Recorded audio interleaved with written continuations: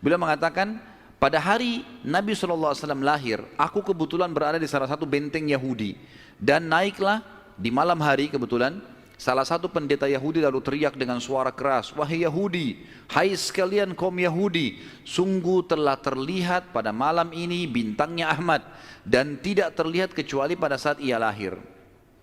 Dan menurut Hasan ibn Thabit radhiyallahu anhu, memang umurnya beda 7 tahun dengan Nabi SAW, dan pada hari itu memang hari kelahiran baginda Nabi SAW.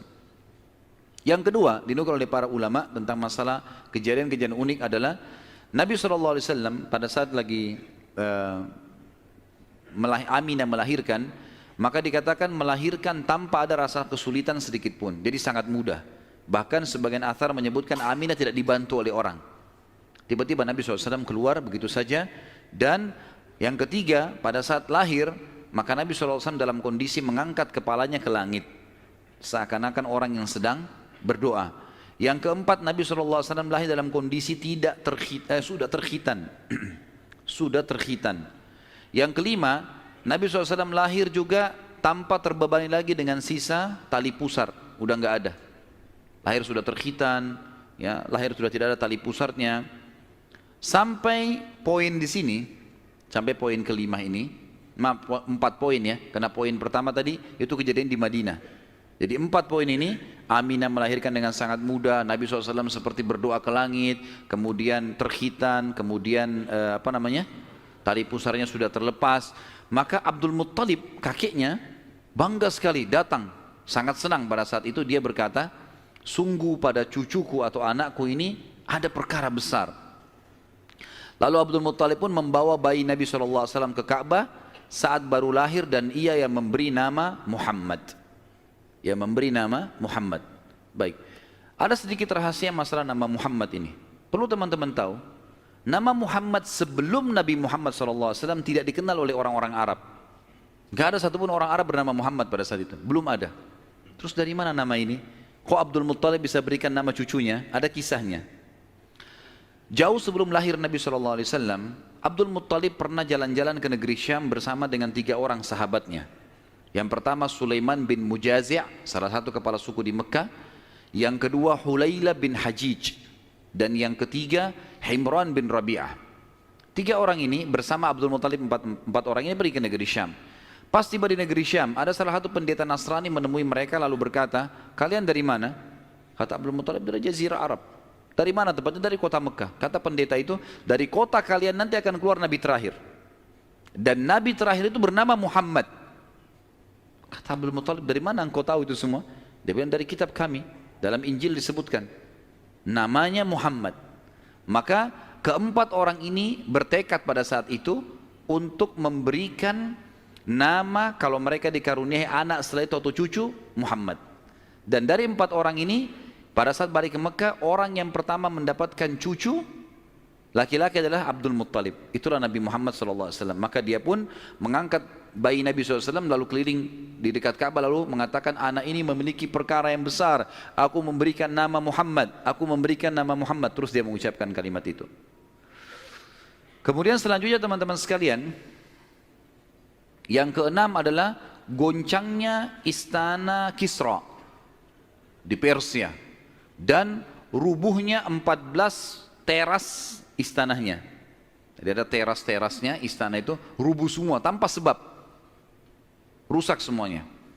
Pada saat melihat kejadian tersebut, Kisra sempat khawatir, lalu dia bertanya kepada para peramal-peramalnya lah, dukun-dukunnya segala.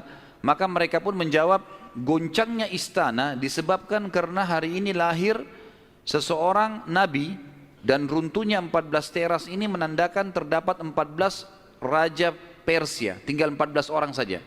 Selebihnya sudah runtuh kerajaan ini. Maka sempat Kisra bilang, 14 raja masih lama. Kalau satu raja punya 1100 tahun umurnya, berarti 1400 tahun. Tapi tanpa disadari oleh Kisra, para ahli sejarah muslim menukil, tanpa membenarkan ramalan ini ya, kita bukan membenarkan, karena ramalan itu semua kalaupun bertepatan karena mereka mencuri, syaitan mencuri berita dari langit, bukan karena mereka tahu, sebagaimana dijelaskan dalam ada hadits Nabi SAW. Dan ternyata setelah Kisra yang pada saat Nabi SAW lahir itu ada Anak-anaknya berselisih pendapat dan dalam waktu 4 tahun saja terjadi penggantian 10 orang Kisra. Mati semua, saling membunuh satu sama yang lain. Ya, dan puncaknya yang terakhir adalah yang ke-14 meninggal di zaman Umar radhiyallahu anhu. Pada saat Umar menembus wilayah Persia. Yang ketujuh, padamnya api sesembahan kaum Majus. Jadi ada api yang disembah di beberapa titik di negeri Persia. Jadi mereka buat api besar dan api itu selalu disembah, tiap hari mereka sembah. Pada saat Nabi SAW lahir, api itu tiba-tiba mati dan mereka berusaha menyalakan, tidak bisa, selamanya mati. Sampai Persia pada saat itu seluruh Persia yang menyembah api, apinya mati semua, nggak ada. Mereka mau coba nyalakan sampai runtuhnya di zaman Umar bin Khattab, nggak ada api mereka. Nggak bisa lagi mereka nyalakan api untuk disembah ya, nggak bisa lagi mereka nyalakan. Setiap kali di wilayah Persia dinyalakan api mati, padam. Mereka cuma pakai masak, misalnya di situ padam, nggak bisa sama sekali. Yang kedelapan, hanyutnya air sungai Sawa. Sungai Sawa ini teman-teman sama dengan sungai Gangga sekarang di India. Di kultus dianggap ini sungai apalah, keramat lah dan seterusnya, gitu kan. Maka orang-orang Persia meyakini sungai Sawa ini adalah sesuatu yang luar biasa. Kalau ada yang mati, mereka bakar, lalu mereka lempar debunya di situ, airnya diambil, dianggap suci, apalah segala macam. Subhanallah, karena sungai ini selalu ditaruh tumbal segala macam. Waktu Nabi SAW lahir, air sungai ini hilang. Nggak ada airnya sama sekali, kering. Sampai sungai Sawa dilupain udah, nggak ada lagi sungai. Namanya memang sungai Sawa. Yang kesembilan, dan ini agak sedikit kita titik beratkan adalah kisah Halimah As-Sa'diyah. Tradisi orang Arab dulu teman-teman sekalian, terutama orang-orang Quraisy, setiap bayi lahir selalu dititipkan untuk disusui dan dibesarkan selama 2 tahun di luar kota Mekah, tepatnya di padang pasir. Ada alasan kenapa mereka titipkan anak-anak mereka ke padang pasir sama orang-orang Badui. Nabi SAW pada saat lahir, secara kebetulan wanita-wanita Badui dari suku Sa'diyah kebetulan memang terkenal suka menjual jasa susu ini. Banyak ibu-ibu mereka, wanita mereka yang baru melahirkan, air susunya banyak, mereka pun pergi ke Mekah atau ke kota-kota lain nawarin jasa. Ada yang mau nggak titipin anaknya 2 tahun, kemudian nanti bayar upah gitu. Bisa orang tuanya datang mengunjungi, nanti balik lagi. Pokoknya anak-anak ini dijamin dijaga. Dan suku Sa'diyah ini terkenal suku-suku orang-orang yang amanah. Maka orang tidak ragu nitipan anaknya. Datanglah beberapa wanita dari Sa'diyah, di antaranya Halimah. Halimah Sa'diyah ini bersama dengan suaminya bernama Harith. Mereka sama-sama rame-rame datang, dan kebetulan kehidupan Harith dan Halimah ini pas-pasan, orang miskin lah. Di rumahnya itu bangunan tua, ada seekor unta yang kurus dan ada 2 ekor jantan dan betina kambing, tapi dua-duanya juga kurus, tidak produktif lagi. Dan Halimah dan Harith punya anak banyak. Mereka hanya mengadu nasib pergi ke Mekah. Saat tiba di Mekah, mereka kelilinglah nawarin jasa. Biasanya kalau sudah datang wanita-wanita ini, orang-orang ibu-ibu Mekah pada datang nih tawarin anaknya dan seterusnya. Mereka keliling-keliling, semuanya menawarkan diri kepada orang-orang kaya karena akan dibayar. Dan pada saat mereka melewati Nabi SAW, mereka menolak. Karena pada saat itu mereka tahunya Nabi SAW tidak memiliki ayah. Abdullah meninggal waktu umur 6 bulan. Siapa yang mau tanggung nih? Abdul Muttalib waktu itu betul Raja Mekah, tapi Abdul Muttalib ini sibuk membiayai jemaah haji, ya, dan memang tidak bisa. Intinya orang-orang perempuan-perempuan saat dia tidak mau menerima Nabi SAW. Semua bawa anak, mau pulang ke kampungnya, tinggal Halimah yang tidak dapat. Lalu suaminya bilang, si Harith, hai Halimah, coba seandainya kamu ambil anak yatim itu, siapa tahu baik buat kita. Maka Halimah pun mengatakan, baiklah, daripada kita pulang dengan tangan kosong, lebih baik kita ambil. Subhanallah, begitu Halimah pegang Nabi SAW, di situ terjadi keberkahan. Waktu datang ke Mekah, Halimah menunggangi keledainya kurus sekali dan selalu lambat di belakang, sampai teman-temannya Halimah kayak ngolok-ngolok, hai Halimah cepatlah, keledaimu melambatkan kami. Dan keledai-keledai yang lain bisa 2 orang naikin, keledai Halimah nggak bisa. Jadi Harith selalu megang saja talinya gitu. Waktu dia mengambil Nabi SAW, kejadian aneh yang pertama, yang unik. Bukan aneh, tapi unik ya. Pada saat itu adalah keledainya Halimah tiba-tiba jadi kuat. Dan pada saat Halimah naik, karena tidak bisa dikontrol, maka Harith pun naik di atasnya, di keledai ini, dan larinya kencang sekali, ninggalin teman-temannya. Sampai teman-temannya Halimah bilang, "Hai Halimah, itu keledai tadi yang kamu pakai ke Mekah."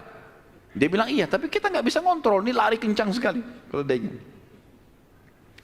Lalu kemudian pada saat tiba di sana, Halimah memiliki tadi saya bilang seekor unta betina yang lemah. Tiba-tiba saja waktu tiba di rumah dilihat untanya gemuk. Ini baru 2-3 hari ditinggalkan, nggak ada yang urus, gemuk sekali untanya. Dan tiba-tiba saja unta betina itu punya kantong susu yang penuh. Sehingga Halimah sama Harith memerahnya, dan setiap habis diperah penuh lagi. Biasanya unta butuh makan, minum dulu baru penuh, ini enggak. Setiap habis diperah penuh lagi. Dia minum dengan anaknya, dengan istrinya, si Harith ini dengan Halimah minum, kemudian anak-anaknya, dan bahkan sempat dibagi-bagi ke teman-temannya, tetangganya. Karena penuhnya, setiap diperah, kasih lagi, penuh lagi. Begitu terus. Ya. Kemudian 2 kambing, jantan dan betina yang kurus juga tadi, tiba-tiba gemuk, dan tiba-tiba betinanya hamil dan punya anak, dan akhirnya menjadi banyak. Karena banyak, oleh Halimah dan Harith dijuallah beberapa ekor domba ini, dapat duit, dibeli unta jantan, lalu diternak lagi unta jantan ini sama yang betina. Tiba-tiba saja punyanya Halimah ini domba dan unta ini menjadi banyak sekali, dan Halimah serta Harith menjadi orang paling kaya di saat dia. Sampai akhirnya Halimah tidak butuh lagi untuk mengambil anak-anak yang disusui. Berkah luar biasa. Sampai terkenal di suku Sa'diyah pada saat itu, mereka berkata, dimanapun Halimah dan Harith gembalakan dombanya atau untanya, ikutkan, karena pasti gemuk. Dan memang betul, kalau ikut digabungkan berdekatan dengan gembalanya mereka, jadi hebat, jadi bagus, jadi subur, jadi begitu luar biasa berkahnya. Halimah berkata, dinukil dalam buku-buku sejarah tentunya, Muhammad telah tumbuh tidak alami, bukan seperti anak-anak sebayahnya. Pada saat dia umur 2 tahun, perilakunya dan pemahamannya sudah seperti anak 6 tahun. Mudah diberikan penjelasan, tidak suka membuat marah, banyak hal-hal gitu. Saat tiba masa pengembalian, sudah umur 2 tahun, Halimah dan Harith pergi membawa Nabi SAW ke Mekah untuk dikembalikan pada Aminah, tapi mereka memohon-mohon, tolonglah hai Aminah, biarkanlah tinggal bersama kami, anak ini kami akan jaga, lihat sehat Muhammad, gak ada masalah, karena mereka lihat berkahnya, dan kami tidak butuh bayaran, gak usah bayar. Muhammad ini waktu datang luar biasa, kejadiannya begini segala macam. Baiklah, kata Aminah, silahkan dibawa. Tentu Aminah ini bolak-balik ya, ngelihat anaknya, balik lagi, tapi tinggal di sana. Sampai akhirnya Nabi SAW tinggal di suku Sa'diyah sampai umur 6 tahun. Sampai umur 6 tahun. Nah, di umur 6 tahun ini teman-teman ada kejadian.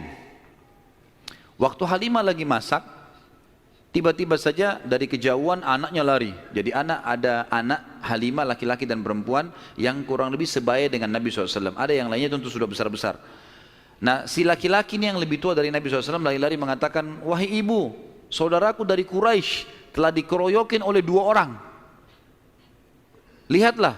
Maka Halimah ketakutan, keluar dari rumahnya, minta anaknya mana, tunjukin tempatnya, ditunjukin tempatnya. Begitu dilihat, ternyata Nabi SAW memang tergeletak di tanah.